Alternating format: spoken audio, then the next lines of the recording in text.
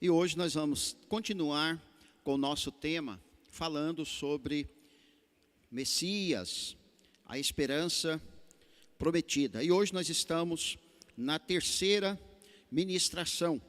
Vamos falar hoje sobre o tema As promessas do Criador para o resgate do homem.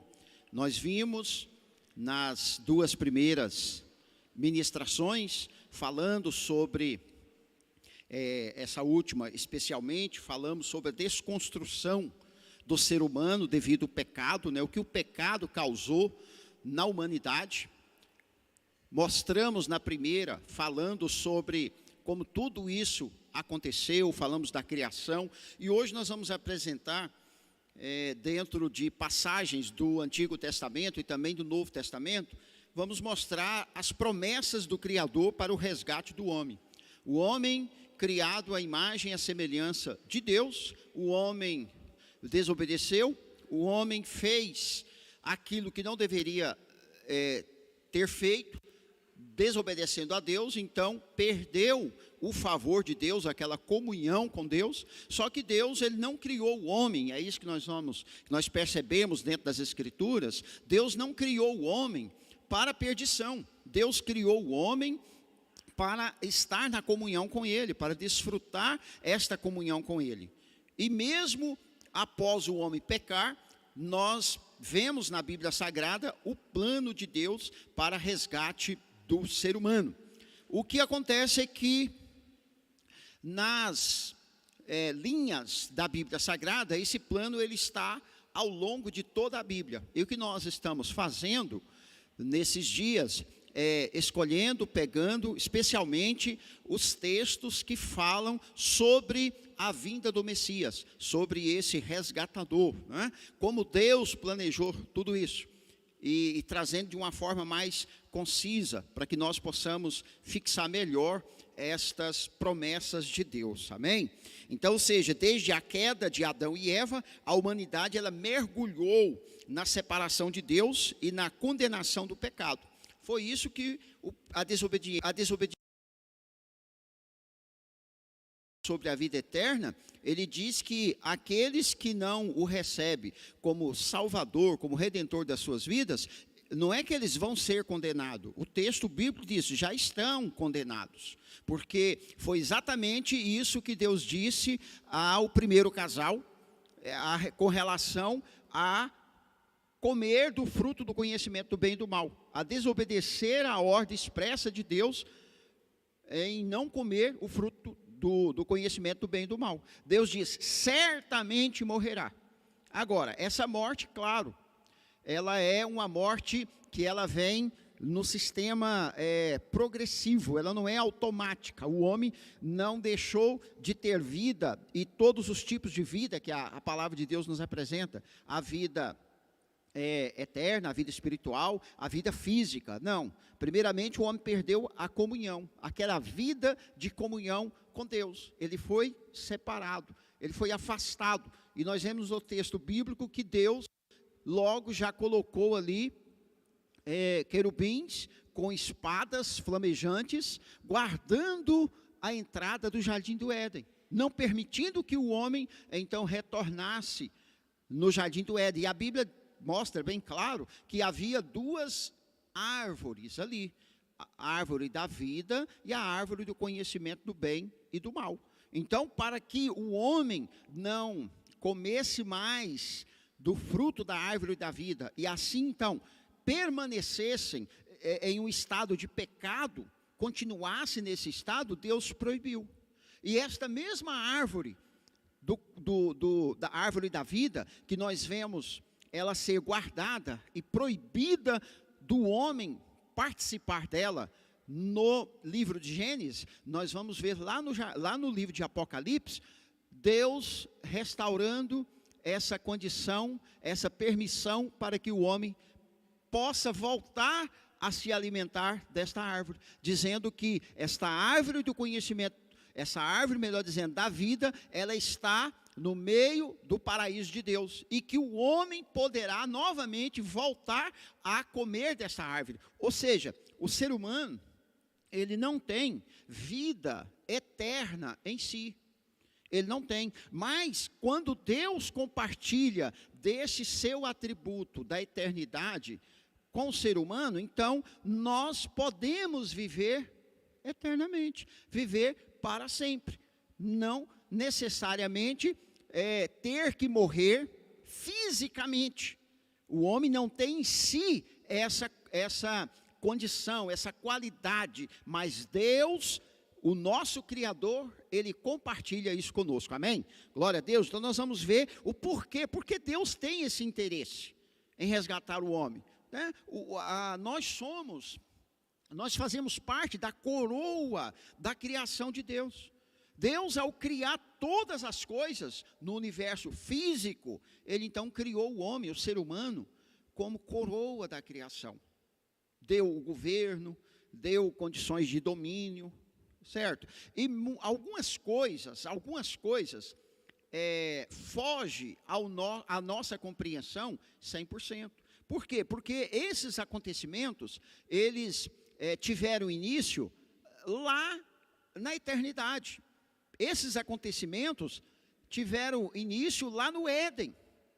Então, nós hoje, né, especialmente, mas por toda a história da humanidade, ninguém teve condição de compreender 100% essa relação com Deus. Por quê? Porque ela vai depender de algo que a Bíblia nos ensina muito bem. Vai depender do seu relacionamento pessoal com Deus, da sua fé. Vai depender daquele encontro pessoal com Deus. Então, nem tudo será por uma compreensão racional, né, cognitiva, inteligente do ser humano. Não, mas quando nós temos esse encontro pessoal com Deus, e tudo começa aí na nossa vida espiritual, então nós começamos agora a examinar o plano de Deus na sua palavra, e isso começa a fazer mais sentido para nós. Então, por exemplo, alguém que não tem primeiramente esse encontro com Deus, não tem esse encontro pessoal com Deus, e ele vai começar a ter esse encontro através da palavra, quase sempre é muito mais difícil.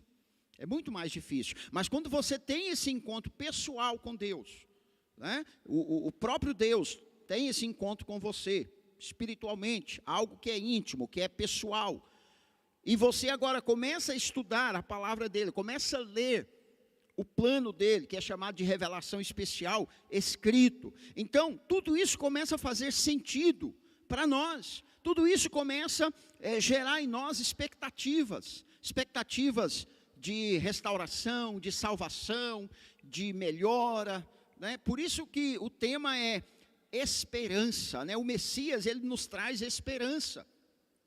Nós olhando para a nossa realidade, a nossa volta, quase nada nos dá esperança.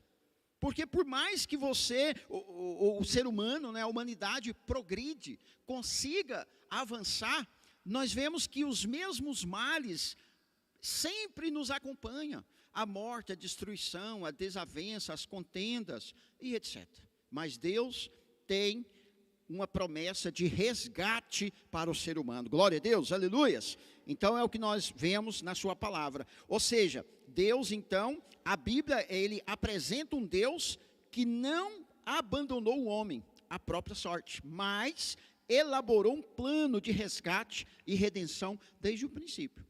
Por isso que nós temos enfatizado bastante que a Bíblia escrita, ela é o único livro que contém o projeto, que contém o plano de resgate de Deus. Amém? Então nós vamos ver, o plano de salvação, ele é iniciado lá no Éden. O primeiro texto que nós temos é o texto de Gênesis, capítulo 3, o versículo 15, que é a primeira promessa de Deus. Esse texto, ele é chamado pelos estudiosos de proto-evangelho. Ou seja, proto-evangelho, primeiro evangelho. O evangelho é boa nova. Boa nova. Então, a primeira vez, o primeiro lugar onde nós vemos Deus anunciar o resgate do ser humano, que está em Gênesis 3,15, que diz: porém inimizade entre você e a mulher, entre a sua descendência e o descendente dela. Este lhe ferirá a cabeça, e você lhe ferirá o calcanhar. Essa palavra está sendo dirigida à serpente. Então Deus dizendo, você vai ferir o calcanhar do descendente da mulher, mas o descendente da mulher que virá, que é Cristo, esse pisará na sua cabeça. Ou seja, uma linguagem figurada, dizendo, esse vai te derrotar, esse vai vencer você.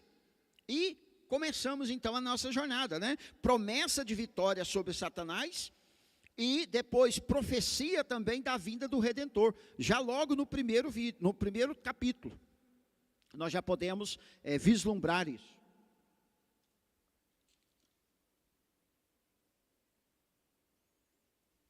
Aleluias.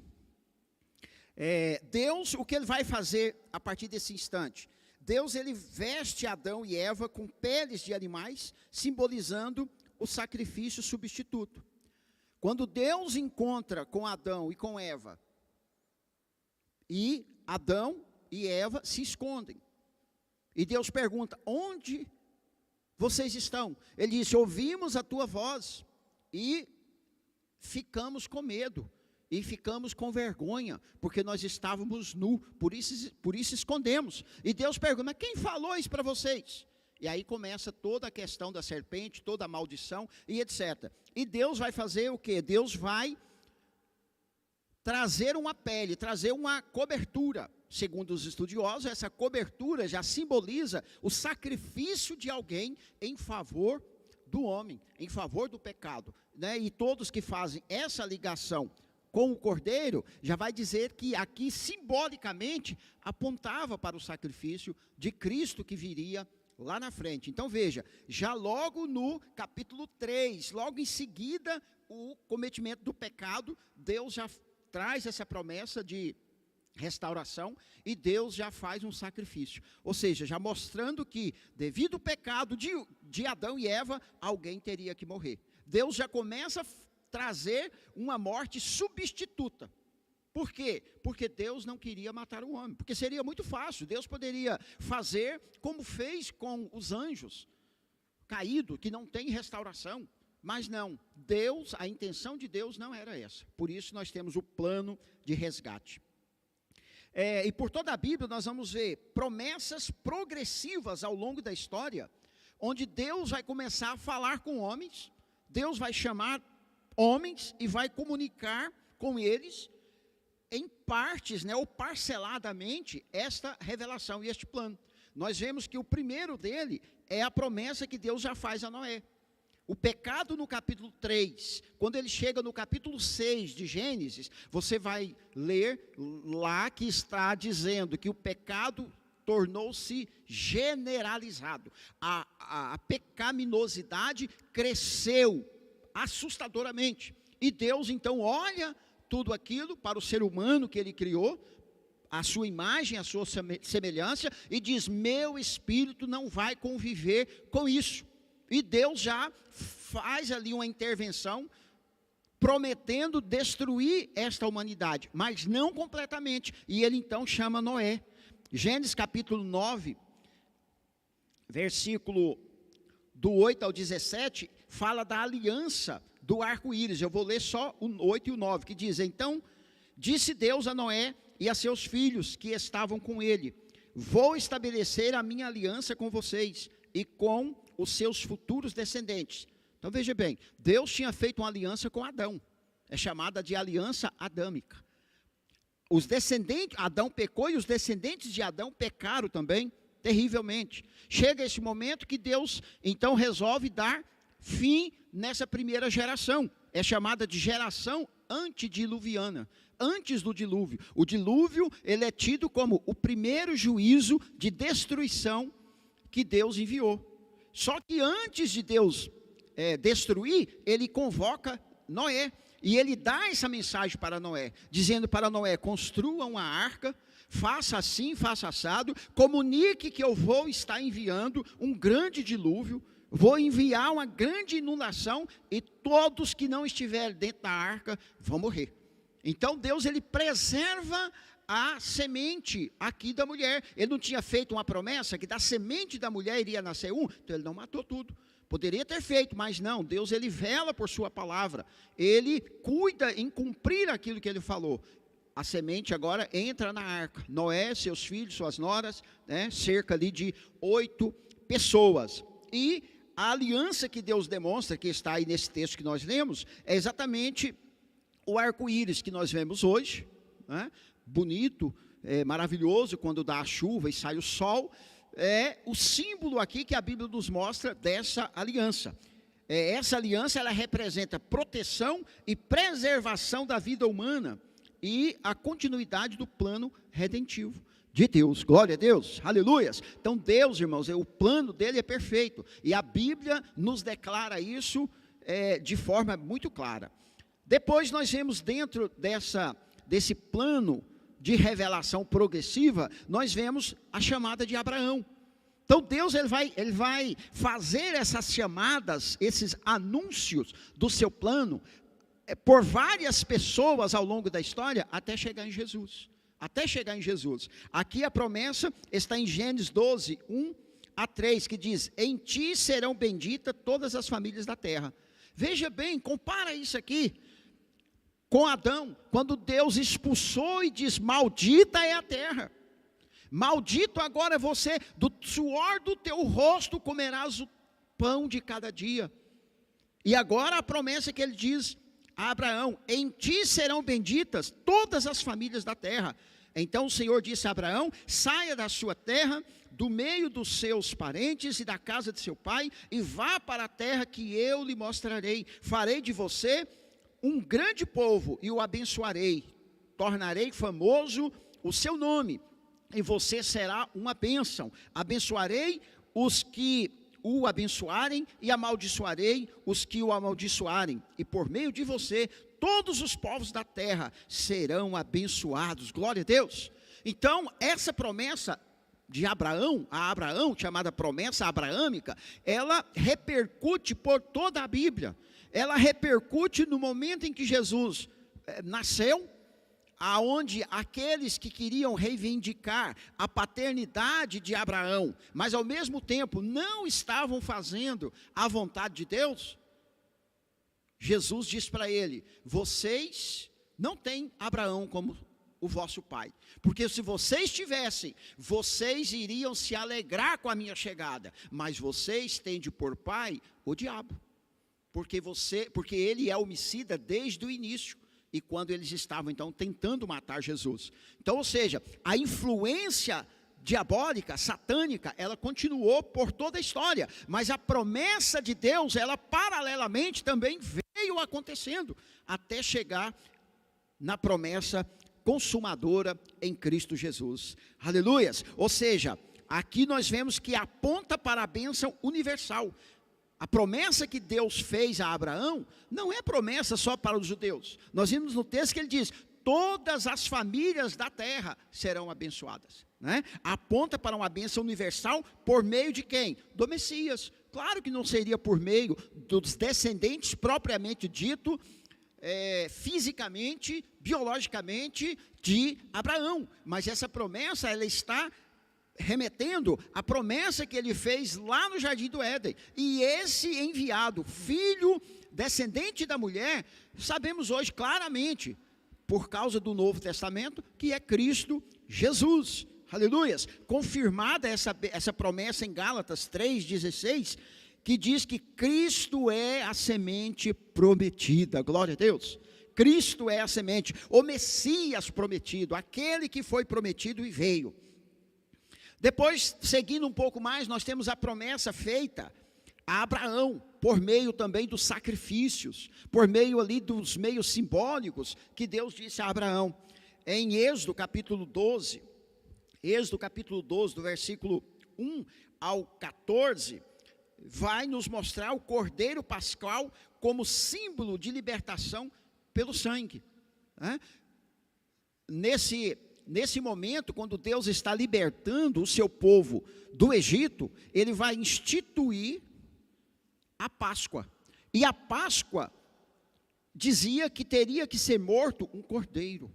E o sangue desse cordeiro seria, em primeiro momento, foi passado sobre as portas dos judeus, dos israelitas que estavam ali no Egito, para libertá-los fisicamente da escravidão, mas também apontava para uma libertação espiritual.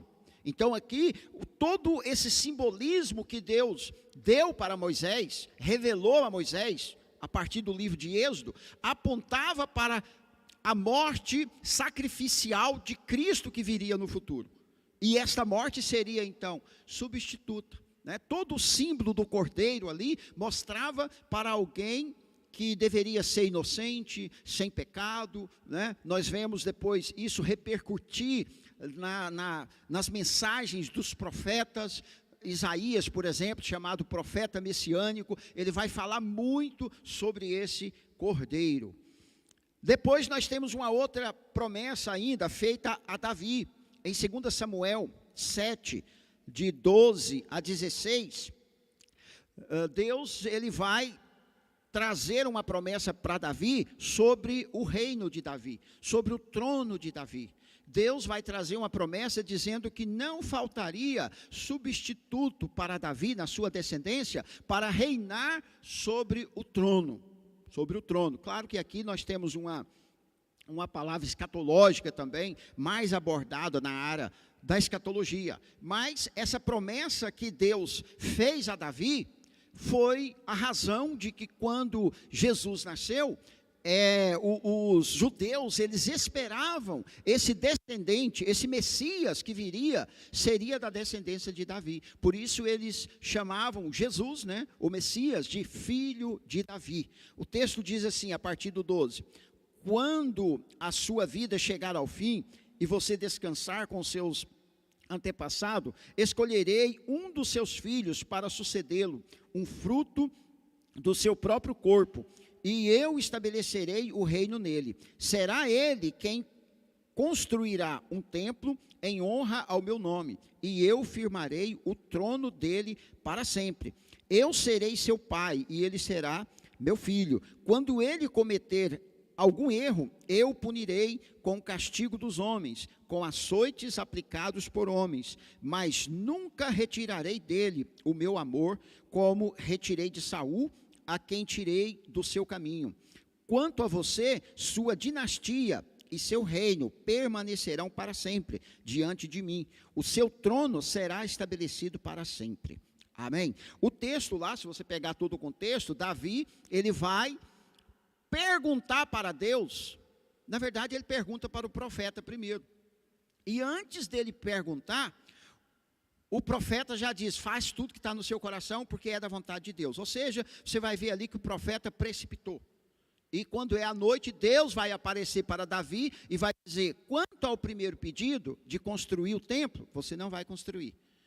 Você foi um homem de guerra, tem muito sangue nas suas mãos, você não vai fazer. Quem vai fazer será o seu filho, no caso Salomão, que vai fazer. Só que Deus, ele vai acrescentar esse último versículo. Deus vai dizer para ele aqui nesse último versículo: quanto a você, sua dinastia e seu reino permanecerão para sempre diante de mim, e o seu trono será estabelecido para sempre. Aí você vai ver Davi chorando, agradecido, emocionado ali no texto, dizendo que Deus, quem era ele, para Deus fazer tamanha revelação a respeito da descendência dele, e que é algo maravilhoso, né? E Deus está fazendo essa promessa com referência a quem? Ao Messias que viria. A primeira parte Deus responde sobre a construção do templo, e a última parte aqui, ele está falando justamente do descendente de Davi.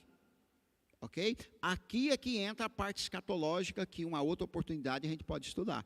Então, ou seja, não faltaria descendente para sentar no trono de Davi.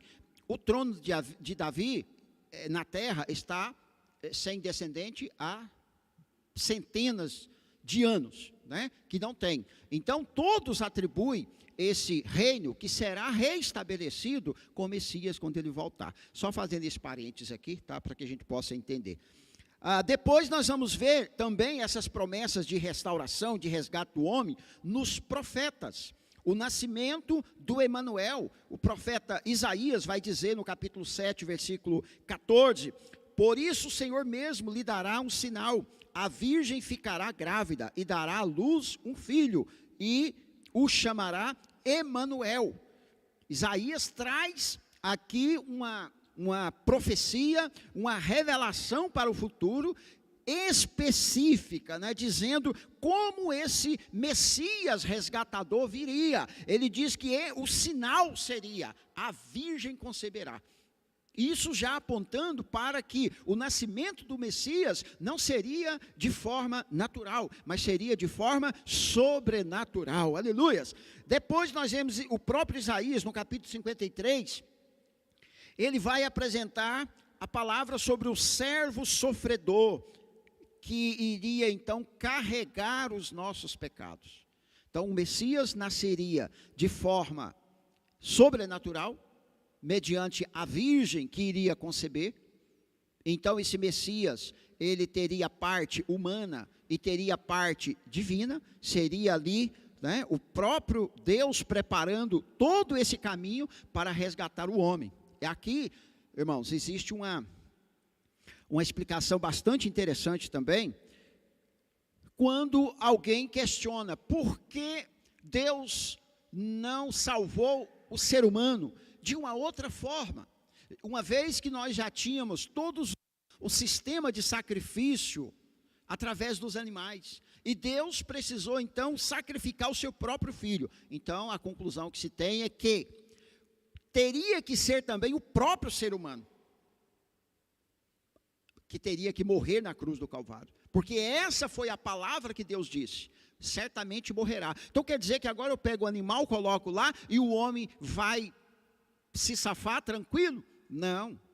Então o que Deus fez, uma vez que o homem, ele mesmo, não adiantaria morrer em seu favor, por causa do pecado que já estava enraizado nele, então Deus envia o seu próprio filho. Então esse é o grande plano, é a grande graça, é a grande misericórdia de Deus, para resgatar o ser humano. Então ele envia Jesus nasce de forma sobrenatural, e o profeta Isaías vai dizer assim, ó: quem creu em nossa mensagem, e a quem foi revelado, Isaías 53, 1 a 3, e a quem foi revelado o braço do Senhor, ele cresceu diante dele como um broto tenro, e como uma raiz saída de uma terra seca. Ele não tinha qualquer beleza ou majestade que nos atraísse, nada em sua aparência para que o desejássemos. Foi desprezado e rejeitado pelos homens, um homem de tristeza e familiarizado com o sofrimento,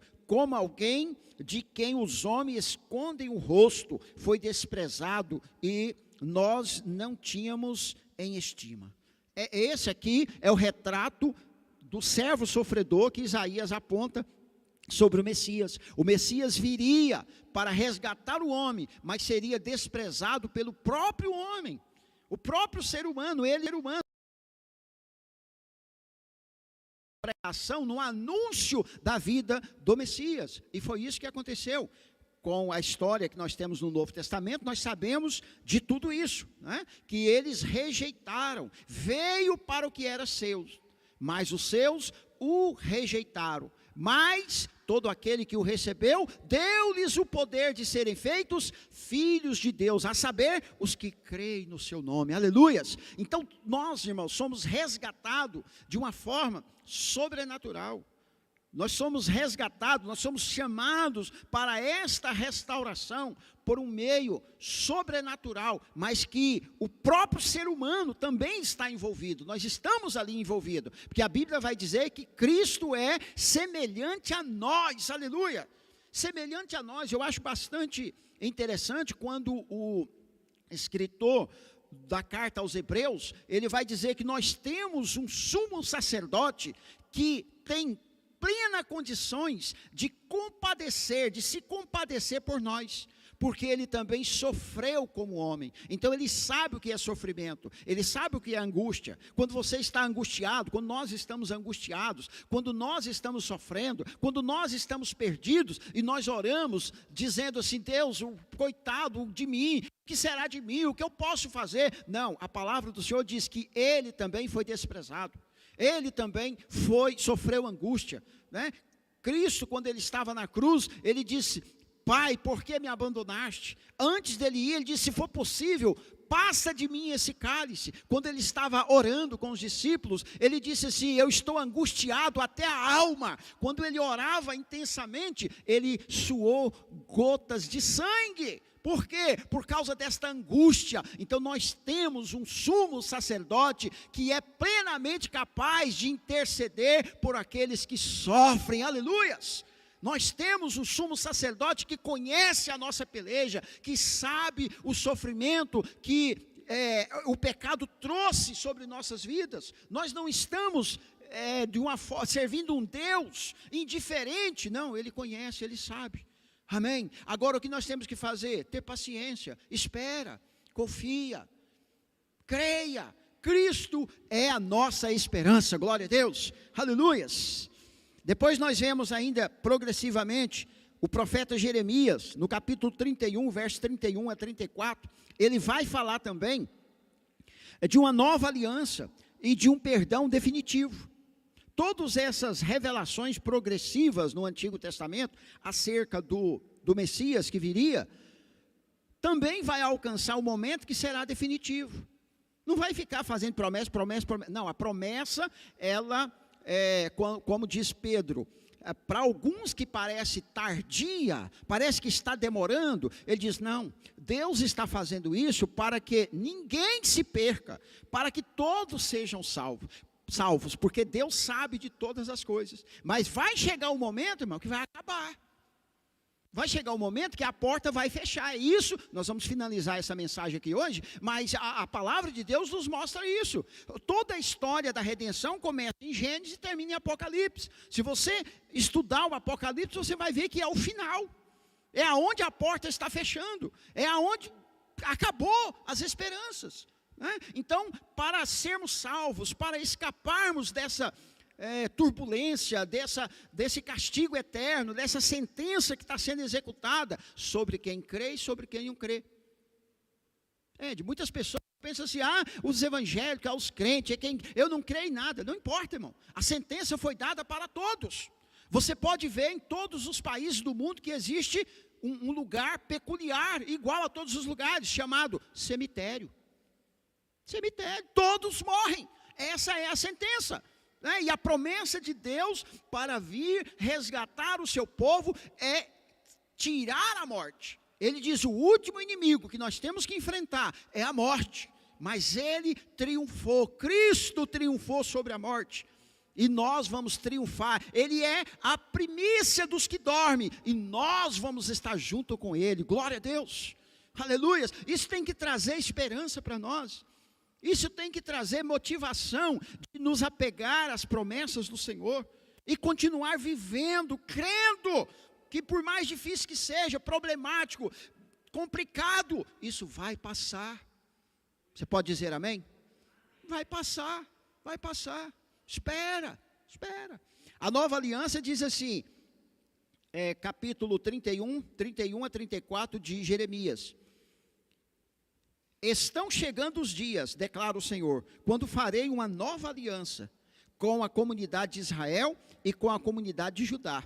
Não será como a aliança que fiz com seus antepassados, quando os tomei pela mão para tirá-los do Egito, porque quebraram a minha aliança, apesar de eu ser o Senhor deles, diz o Senhor. Esta é a aliança que farei com a comunidade de Israel, depois daqueles dias, declara o Senhor, porei a minha lei no íntimo deles, e a escreverei nos seus corações, serei Deus deles, e eles serão o meu povo. Ninguém mais ensinará ao seu próximo, nem ao seu irmão, dizendo, conheça o Senhor, porque todos eles me conhecerão, desde o menor até o maior, diz o Senhor, porque eu lhes perdoarei a maldade, e não me lembrarei mais dos seus pecados. Glória a Deus. Mais uma promessa aqui de nova aliança. Bastante outras implicações aqui para a gente, que o tempo não dá, mas quando essa nova aliança, nós temos o Novo Testamento chamado de nova aliança, a Santa Ceia, que Jesus disse, este é o cálice da nova aliança. Então ele está cumprindo o que o profeta disse, ele está aqui concretizando essa visão profética. Então Jesus, ele é a nova aliança. Qual é a nova aliança? Feita onde? No sangue dele. A nova aliança feita no sangue derramado de Cristo na cruz do Calvário. Para quê? Para nos redimir, para perdoar os nossos pecados. Aleluias. E depois, aqui no ponto 4, nós temos a concretização das promessas em Cristo.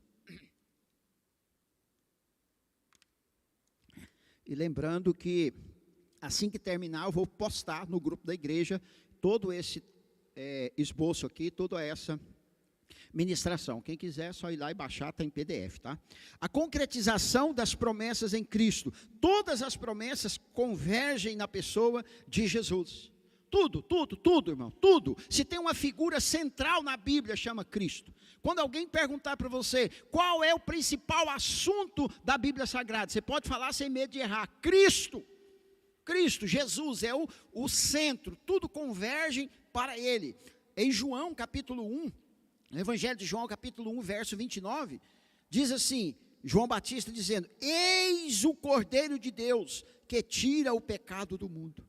Quando Jesus, ele veio para ser batizado, Jesus agora aos 30 anos, ele vem para ser batizado, e João Batista, ao vê-lo, ele tem essa revelação, eis o Cordeiro de Deus, que tira o pecado do mundo, aleluias, ou seja, cumprindo esse cumprimento profético da libertação, também vai repercutir agora nos escritores do Novo Testamento. Aí nós vamos ver em Lucas 4, 18 e 19, vou ler o 18, e o 19 também, diz assim, o Espírito do Senhor está sobre mim, porque Ele me ungiu para pregar boas novas aos pobres, Ele me enviou para proclamar liberdade aos presos e recuperação da vista aos cegos, para libertar os oprimidos e proclamar o ano da graça do Senhor, aleluias.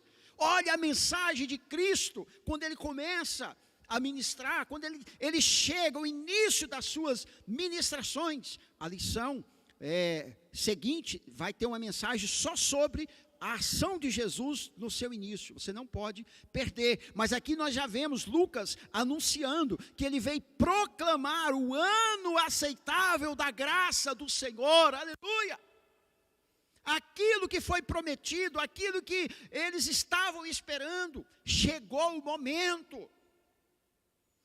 Nós, irmãos, que estamos esperando Cristo voltar, que estamos vivendo a nossa vida, imagine você, quando nós temos as promessas, dizendo que, quando a última trombeta tocar, os anjos tocarão essa trombeta, então nós vamos ouvir essa trombeta, e nós seremos então arrebatados, aleluias, imagine você ouvindo a trombeta do anjo, aleluia,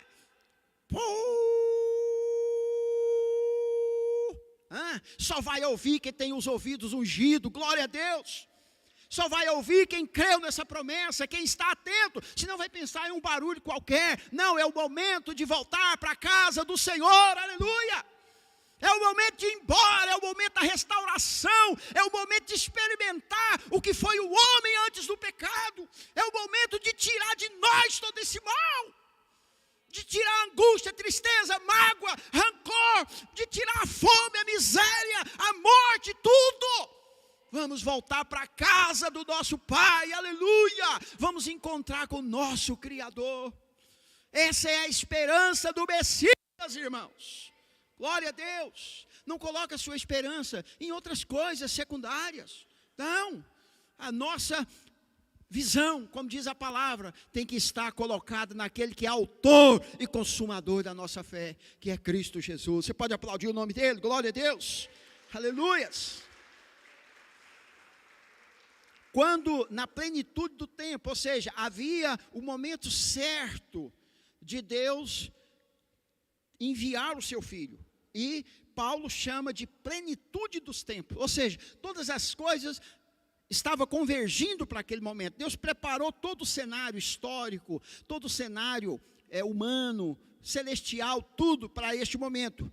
E em Gálatas capítulo 4, versículo 4 e 5, diz que então ele veio, o Filho veio no tempo certo, na plenitude. Diz assim: mas quando chegou a plenitude do tempo, Deus enviou seu Filho, nascido de mulher, nascido debaixo da lei, a fim de redimir os que estavam sob a lei, para que recebêssemos a adoção de filhos. Pois quantas forem as promessas de Deus, tantas tem nele o sim. Aleluia! Quantas promessas forem as promessas feitas de Deus, nós temos nele que é em Cristo, nós temos o sim. Todas as promessas de Deus cumpriram e vão cumprir o restante ainda em Cristo, no Messias que nós estamos esperando. Aleluias.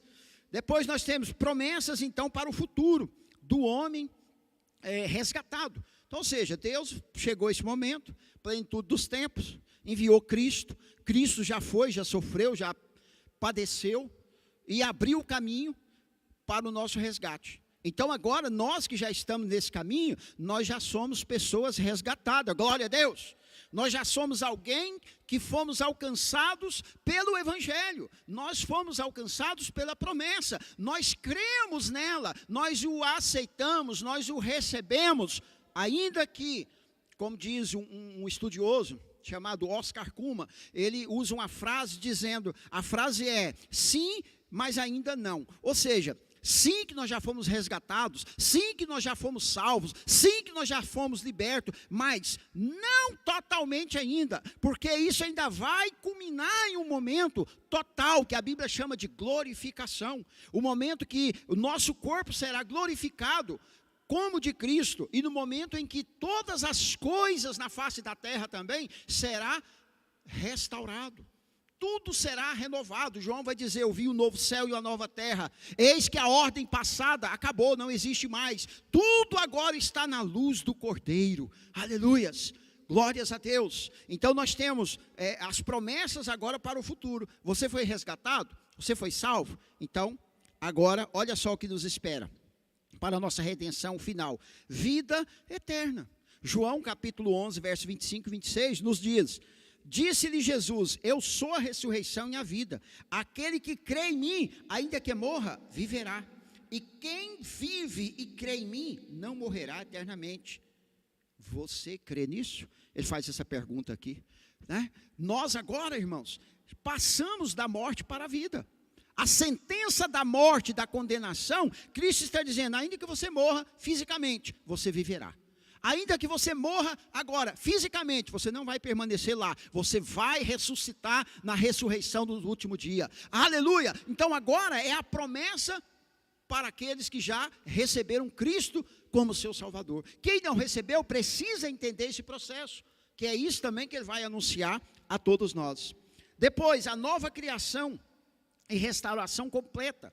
Nós vemos em Apocalipse 21, versículo 1, que diz, então vi um novo céu, uma nova terra, pois o primeiro céu e a primeira terra tinham passado, e o mar já não existia. Aqui, João, ele começa na dimensão da eternidade, enxergar o plano de Deus, e transmitir para nós, né, uma linguagem bastante complicada, porque é uma linguagem espiritual, para que a gente possa entender a dimensão na eternidade. Mas João viu essa nova dimensão e viu coisas maravilhosas, viu coisas extraordinárias que estão esperando por todos nós, amém? Aleluia! Estão esperando, aguardando aqueles que têm fé, aguardando aqueles que têm essa esperança no Senhor, essa esperança no Messias, aquele que não volta para trás, aquele que não desiste, aleluia, que não mistura uma coisa com a outra, mas entende que Cristo nos libertou e que Satanás irá tentar de todas as formas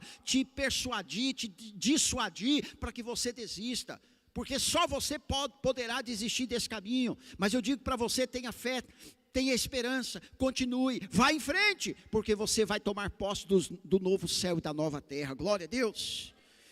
Depois ele ainda diz ainda em Apocalipse 22, 3 e 5, vitória sobre toda dor e sobre toda morte. Como é terrível ter dor, né? Como é ruim a gente estar num culto fúnebre, despedindo das pessoas que amamos, despedindo das pessoas que conviveu conosco, né? Como é ruim você ver os hospitais lotados de doença, né? Como eu disse agora, essa palavra, o sim, mas ainda não. Nós temos a graça de Deus para curar, mas nós vemos que Deus não cura tudo, Ele tem propósito, outros propósitos. E mesmo quando cura, como curou, ou até mesmo como ressuscitou Lázaro, morreu novamente, porque não é essa a vida eterna, ela será quando o nosso corpo for glorificado, for restaurado, for modificado.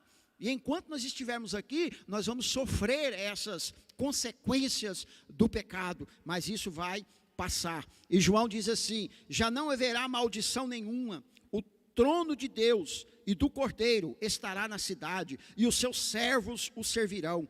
Eles verão a sua face, e o seu nome estará em suas testas. Não haverá mais noite.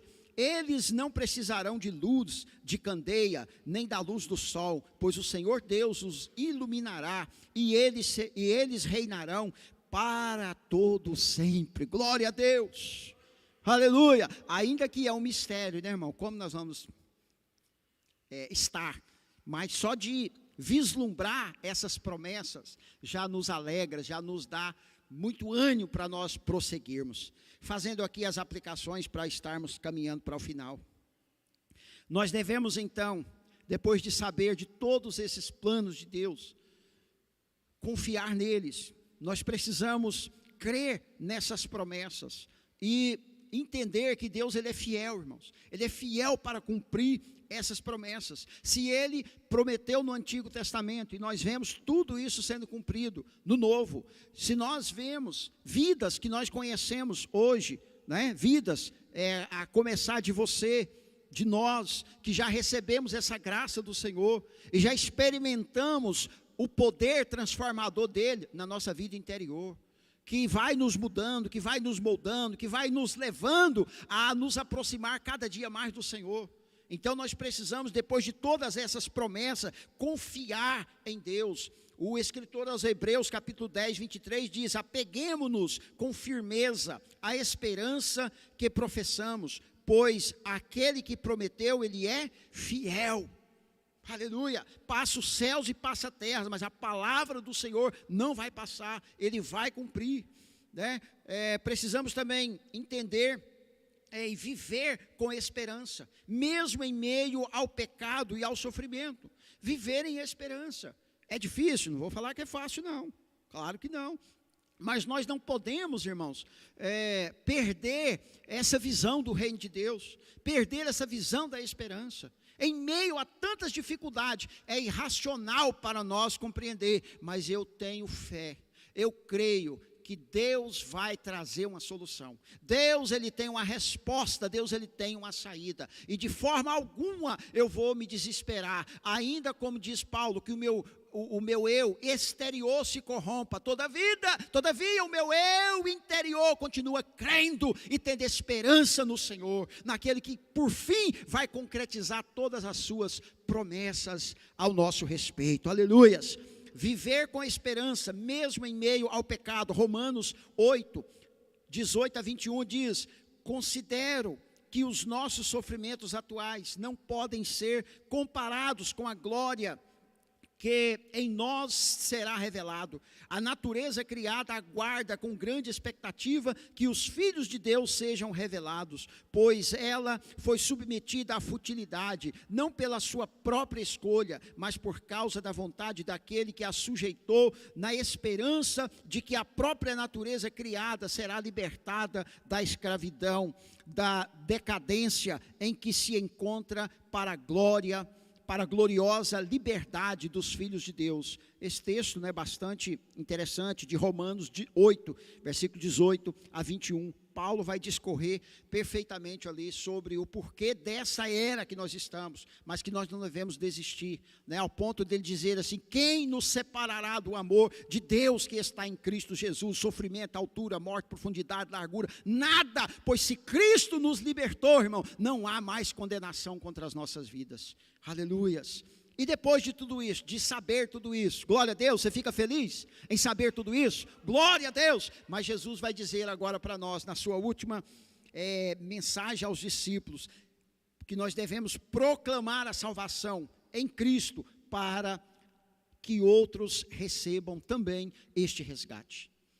Então ficamos maravilhados com esta palavra. Mas ele vai dizer em Mateus 28, 19 e 20: portanto, vão e façam discípulos de todas as nações, batizando-os em nome do Pai, do Filho e do Espírito Santo, ensinando-os a obedecer a tudo o que eu lhes ordenei. E eu estarei sempre com vocês até o fim dos tempos. Glória a Deus. Então agora a igreja também tem uma missão. Foi isso que Jesus fez. Ele veio, fez a parte dele, estabeleceu, resgatou, constituiu discípulos e deu esta missão. Agora que vocês já sabem, vocês também devem multiplicar isso. Vocês devem levar, anunciar, e depois que anunciou, que as pessoas receberam, batizou em nome do Pai, do Filho e do Espírito Santo, fez uma aliança, agora ensine tudo. Para quê? Para que gere esperança. Ensine tudo para que compreenda. Ensine tudo para não cair na cilada do inimigo. Ensine tudo porque muitos vão se levantar para tentar desviar você do propósito. Então, além de ter a salvação, você tem o conhecimento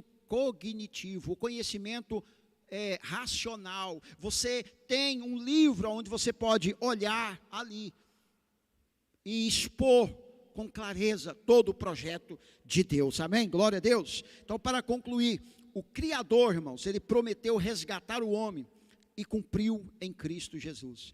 Tudo que ele prometeu, ele cumpriu.